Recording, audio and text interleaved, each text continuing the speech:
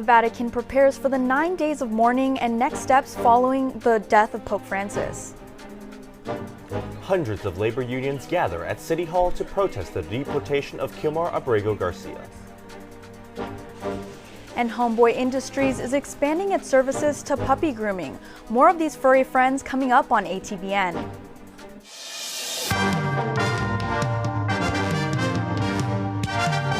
Annenberg TV News is next. The funeral of Pope Francis is now scheduled for Saturday. Hi, I'm Kayla Quintero. And I'm Lawrence Sung. The 88-year-old pontiff was known for his humility, modest beliefs, and progressive views. Pope Francis was born Jorge Mario Bergoglio in Argentina. He was the son of Italian immigrants speaking both Italian and Spanish. Francis served in the Jesuit church and became a priest at 33 and was appointed pope in 2013. His views included blessing same-sex couples, forgiveness for abortion, and supporting a ceasefire in Gaza. The dean of USC Religious Life says the next few weeks will be historic. From the perspective of the scholar of Catholicism, this is a really interesting time when we go into the choosing of the next pope. And I know all the eyes of the world are on the Vatican right now as they go through that process. And this doesn't happen that often. And so I think for observers of the faith or people who study religion, it's going to be a really interesting week. Among those attending Saturday's funeral are President Trump, Prince William, and Ukrainian President Volodymyr Zelensky. Reporter Stephen Noble is in Rome and explains what is next for the Catholic Church. Today, all over the world, people grieve for Pope Francis. For the Vatican, his death yesterday morning triggers a millennium-old procedure, and it all culminates in the selection of a new pope. The first step in this process is a 9-day mourning period. To learn more about the purpose of these next 9 days, we spoke with Sean Patrick Lovett, who's the Holy See's former head of English communications. There really is an emptiness, there's a void, there's a great sense of silence. And I think that's what the 9 days of mourning are for. It's really a sense of quiet, just to think and reflect on what this man's legacy is. The Vatican increased its security as people from all over the world are coming to pay their respects to Pope Francis. The last time I was in Rome was 10 years ago, and there's just so many people around here. But in a way, it's also a shared feeling between all the people in the mourning together. It makes it special to be here with all those people. Lovett says this mourning period is just the beginning of a much longer pope selection process, which could take up to a month. Francis will not be buried in the Vatican. Per his wishes, on Saturday, the Pope will break away from tradition and be buried in Rome's St. Mary Major's Basilica. About a week after his funeral, Cardinals from around the world will take an oath of secrecy and gather in the Sistine Chapel to select a new pontiff. This process is known as a conclave. Lovett believes the new pope will reflect the culture of our modern society. For most of the time, they've been able to read something we call the signs of the times, which means they've been able to look out and see where are we at this particular moment in history and who is the most authentic voice to speak on behalf of humanity right now. Aside from large crowds and a heavy police presence at the Vatican, daily life in Rome continues as normal, and St. Peter's Basilica remains open for those looking to mourn and reflect on the life of Pope Francis. Reporting from Vatican City for Annenberg Media, I'm Stephen Noble. The Department of Education announced that some 5 million Americans with defaulted student loans will be sent to collections on May 5th. Debt cannot be wiped away. It just ends up getting transferred to others. So why should Americans who didn't go to college or went to college and responsibly paid back their loans pay for the student loans of other Americans? Data from U.S. News shows the average debt of undergraduate student loan borrowers at USC was $18,000. The average debt for California and U.S. student loan borrowers was about $38,000. It's a little overwhelming. I think when you're currently in undergrad, you take out loans because it's something that doesn't seem real and it's a quick fix. However, they don't really prepare you for how quick that accumulates. Even if you find yourself in a position where you can't make your payments, don't give up on yourself. Eventually, your credit can be rebuilt quite easily. And there are things that once you get into a working environment that will help you boost your credit score back up. Just don't let the situation overtake you. Students can visit the Financial Aid Office or the Department of Education Services website at cod.ed.gov for help regarding their loans. International students are reconsidering travel plans because of a warning from the university. The Office of International Services emailed all students on F1 and J1 visas, advising they may face extra scrutiny by immigration. Students should also expect their social media to be monitored by officials. I think for me, it's kind of like it's a tough situation of I've built a career here and like I want to be here for the next 3 years working. So I don't see why I would like upend that. For me personally, it's just like a matter of keeping up with everything. Like I don't want to miss an important update. I don't want to miss a document that I need. Like it already is a lot as an international student, like having to have a ton of documents and things that you need all the time. It's crazy to think that I grew up similar to them because I was raised most of my life outside of the U.S. I have a different privilege just because, you know, of where I was born and where I was raised for a little bit. The OIS says students should carry their I-94 document, the Form I-551, or their green card. Students should always have an updated photo ID with them. To continue visibilizing these stories and demanding justice across all borders. Another rally for Kilmar Abrego Garcia today at LA City Hall. The Maryland man was deported to an El Salvadorian prison by the Trump administration. The rally was organized by the Los Angeles Federation of Labor Unions. They want Abrego Garcia returned to his home and family. We represent over 800,000 union members across 300 affiliated organizations in LA County in every industry. And we are here today to send a loud message that our LA labor movement is united in calling loudly for the return of Kilmar Abrego Garcia from the CCOT in El Salvador. Well, when you hear someone say an injury to one is an injury to all, that rings true for us. That hits home because we are family. Our IBW family of electricians, we're brothers and sisters. A federal judge has ruled that Abrego Garcia be returned home. He was originally deported in March. The administration claims he is a member of the M13 gang. Abrego Garcia and his wife, who is a U.S. citizen, denied those allegations. I am a mother. The idea that Kilmar was detained from in front of his 5-year-old son is heartbreaking to me. The Supreme Court of the United States, the highest court in the land, has said his return home must be facilitated by the United States government. So we are here today to demand that he is returned as soon as possible. So far, the Trump administration refuses to bring Abrego Garcia back, and the president of El Salvador claims he can't do it either. More than 100 demonstrators surrounded LA City Hall with a long red ribbon today. They're protesting the lack of progress on permanent housing for the homeless community. This protest falls on the 1-year anniversary of a Supreme Court decision making it easier for cities to fine and arrest homeless people. Housing advocates used red ribbon to represent the red tape that slows down construction of low-income housing. Even with shelter, we have half the shelter space for the number of people who are homeless. So there literally is nowhere to go, right? Where are people supposed to live? And so if anything, it's just, call your city council members, call the mayor's office, and because what we need more than anything is a sense of urgency here. We ought to come together and protest and put our differences aside because it's a bigger picture. Our money's just going somewhere else. And they're saying that it's broke when there's money here, you know what I mean?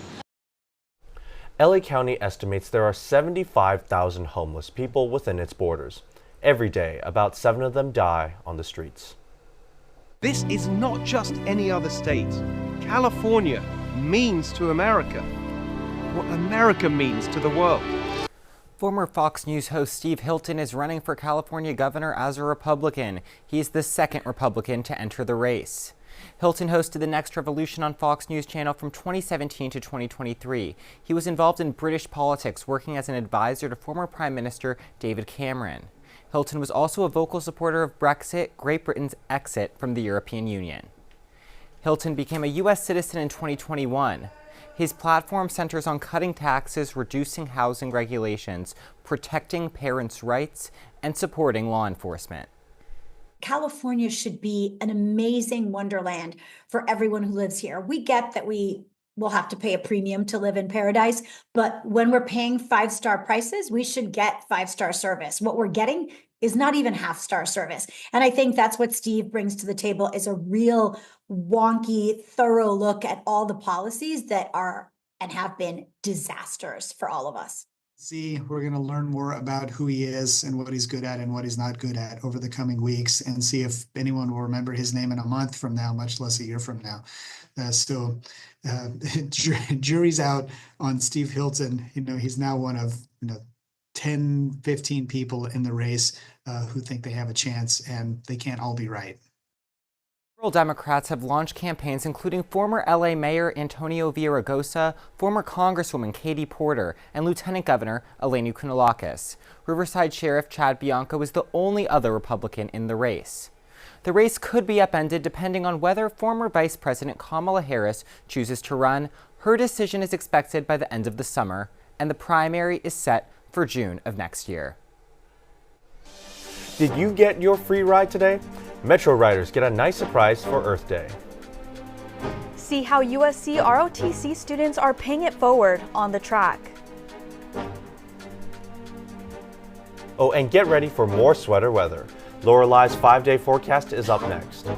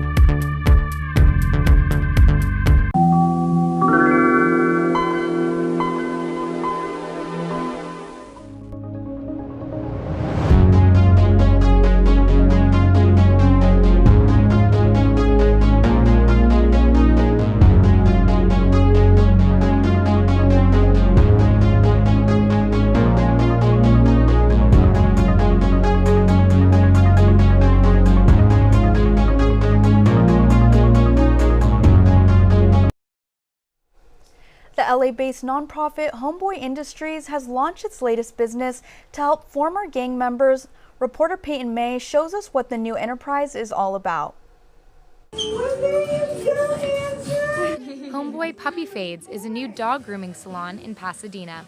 The salon, launched by Homeboy Industries, employs formerly gang-involved and incarcerated individuals, providing them job skills, career opportunities, and stability. As a young child, I always knew about Homeboy. We would go eat at the cafe. I always knew about it as kind of one of the shining stars of LA. When I heard about the opportunity, I immediately was like, oh, I would love to work for Homeboy. Everyone who works at Puppy Fades is a certified pet groomer, as well as graduates of Homeboy Industries' 18th month reentry program. Businesses like Puppy Fades not only give these workers a second chance, they also prove that anything is possible. You're giving the opportunity to a person like me to make a difference in their life, as well as when you bring in your pets, you're going to know that they're going to be loved and cared for when they're here. Homeboy Industries is the largest gang intervention, rehabilitation, and re-entry program in the world. Since their founding in 1988, they've helped nearly 8,000 people. Orea joined Homeboy after leaving treatment 2 years ago. Working with dogs is his favorite.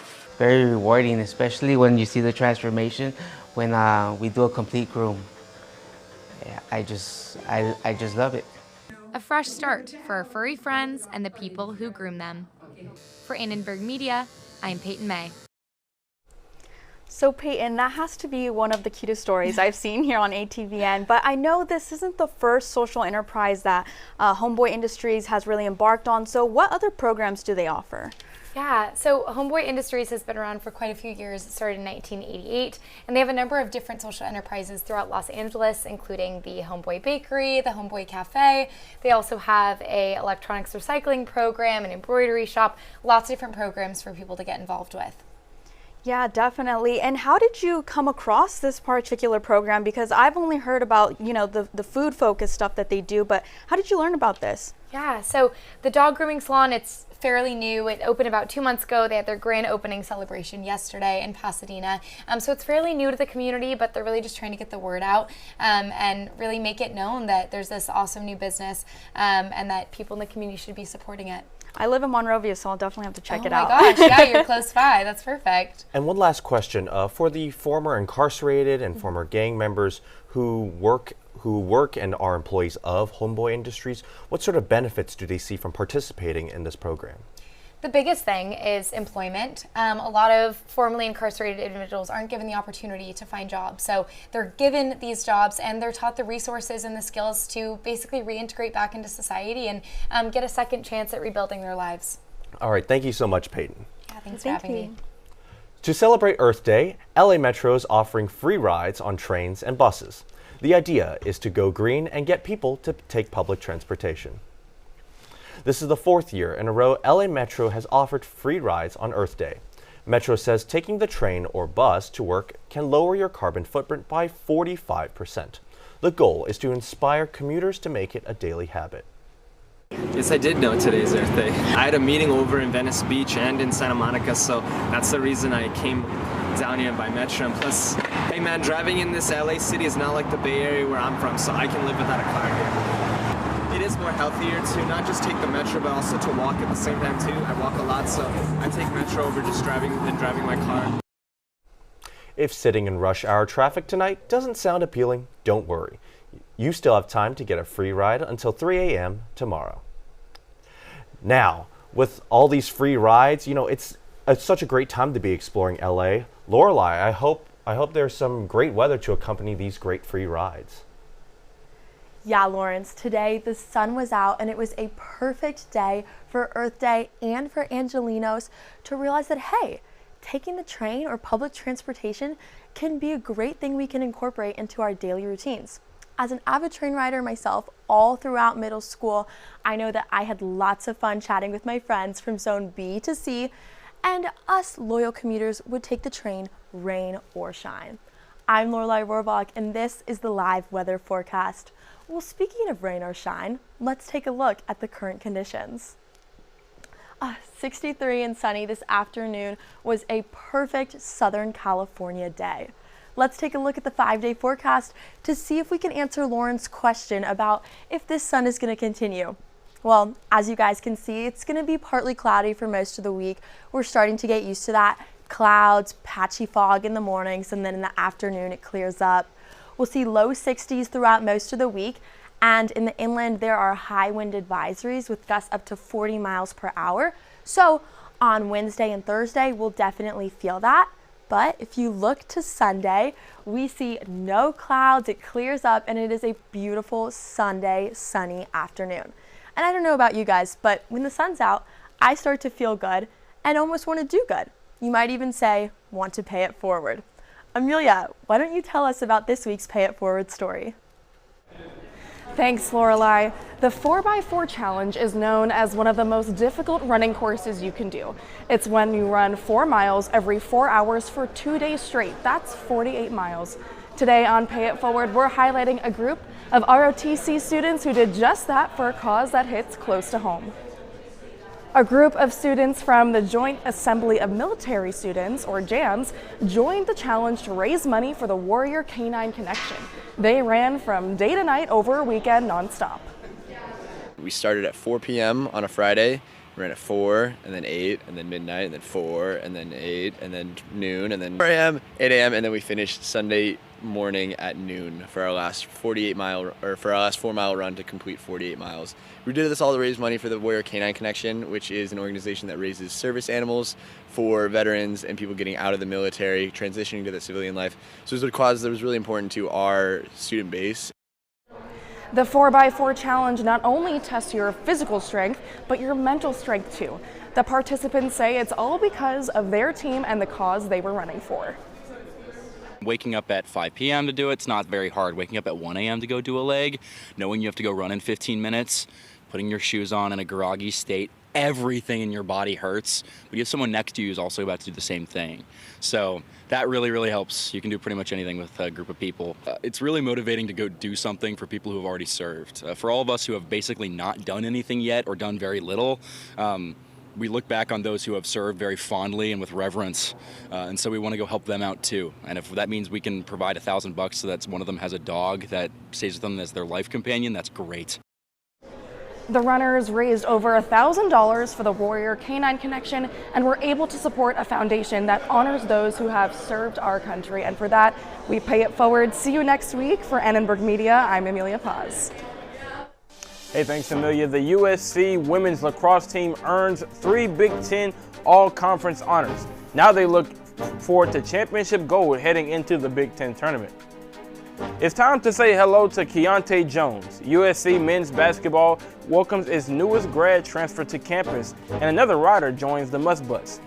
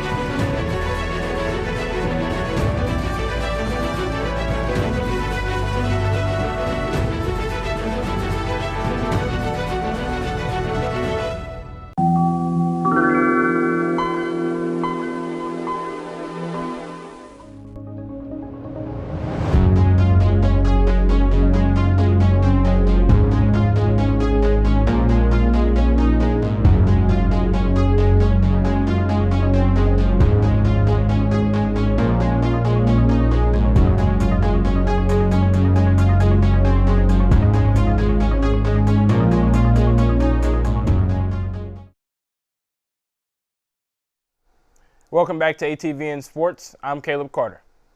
The Must Bus has its newest rider, Keontae Jones. A transfer from Cal State Northridge has made his decision to rock the garnet and gold next year for the Trojans.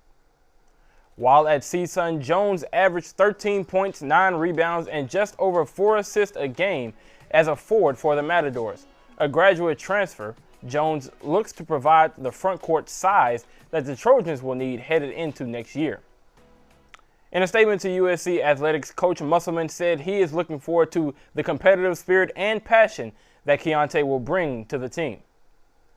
Now our reporter Hayes Flanagan is live at Crypto.com Arena where the Lakers are rolling in for tonight's game. Hayes, how's it going? Thanks, Caleb. After a 22-point loss on Saturday, Laker fans are rolling into Crypto.com Arena tonight, hoping to see the Lakers' first playoff win of 2025. The Lakers' first playoff game with Luka Doncic did not go as planned. Despite Doncic's incredible 37-point performance, the rest of the Lakers squad struggled to find their rhythm. On the other hand, the Timberwolves came out with a well-rounded team effort with 3 players scoring in double digits. Earlier, I spoke to some Laker fans about their thoughts on tonight's game. I was pretty upset after game 1. I think Luka needs to step it up defensively. LeBron needs to step up, and I think game 2 they'll come out with some more energy and hopefully get the dub. We can't go back to Minnesota 0-2, you know? We're hopeful, you know. First game kind of sucked, you know, losing that game, but honestly, I have a lot of faith in the GOAT. So we'll bounce back. Today's going to be a good game. We'll figure it out the next game. You got to take it one game at a time. If the Lakers want any chance at winning this series, tonight's game is a must-win for them to tie the series 1-1. Caleb, I heard there are some crazy "are you kidding me's" on the USC lacrosse team. Back to you in the studio. Hey, Hayes, you know it. And since JD is out and you're in the field, the most electrifying segment in all of sports television, and the segment that makes your hair stand up, makes you sit at the edge of your seat, and of course, makes you ask, are you kidding me? Not one, not two, not three, but 4 USC lacrosse players have received Big Ten honors. Maddie Dora and Alexis Nyblock were named second team All Big Ten. Kaylee Frevert named to the Big Ten All Freshman team, and Hannah Barron named Sportsmanship Team honoree. So congratulations to the women of the USC lacrosse team, but now we take it to your 5-day sports forecast. Starting on Tuesday, we have baseball, taking it to Long Beach State, and hopefully they'll pick up a win. Moving into Wednesday, we have the women's lacrosse team and women's beach volleyball, both competing against Michigan and Washington, respectively. And then last but not least, we have on Friday a men's water polo event versus Indiana, and then baseball versus Minnesota. So now that you know what you're doing for the next 5 days, that will be all that we have on ATVN Sports. And Kayla, over to you. Thanks, Caleb. Coming up, we'll give you our hottest topic of the day. Get ready for our Hot Topic Tuesday next.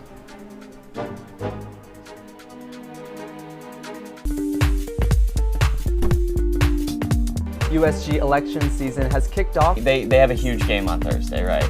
Huge. Prior to that, he couldn't hit water if he fell out of a boat. And a warning tonight about a massive storm heading our way. We're live here at the Galen Center. What would y'all do if you had $2.5 million? Music, art, and women empowerment. And she put her stamp on Big Ten history. Those are men swimming like fish. Thanks for watching Annenberg TV News. You never miss an episode. Don't forget to subscribe. Thanks for watching.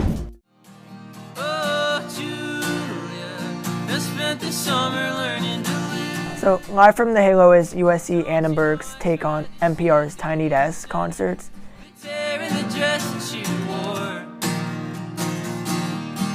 This is like a platform for USC students and adjunct students just to perform and play their music for an audience.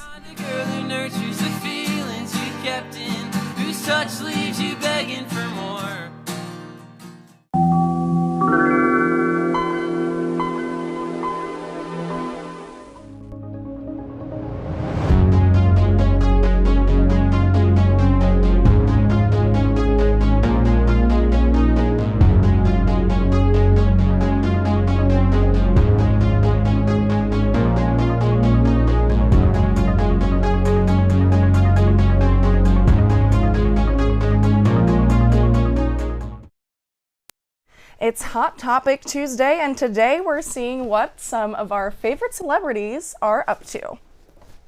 Starting off strong, Peacock announced that the actors from Love Island USA Season 6 would be returning in a new spin-off series called Love Island Beyond the Villa. It stars some of the iconic cast members of the most recent season of Love Island, and I know I watched it all summer long. Lorelai, you did too, right? Oh my gosh, of course. All summer leading up to me coming to USC, every night on the couch with my best friends, we were watching Love Island. Don't call me up at this point because I am ready for the spinoff. I'm ready to see what's going on with Kayla and Aaron. Is it awkward? What's going on? What about you, Amelia? I'm ready for all the drama. It's my not so guilty pleasure, these reality TV shows, and I'm excited to see it. Well, that's all we have for Hot Topic Tuesday. Back to you in the studio. Thanks for watching Annenberg TV News. From everyone at Annenberg Media, I'm Kayla Quintero. And I'm Lawrence Sum. For more coverage, don't forget to subscribe to our channel and turn on notifications so you never miss an episode. We'll see you next time. Good night.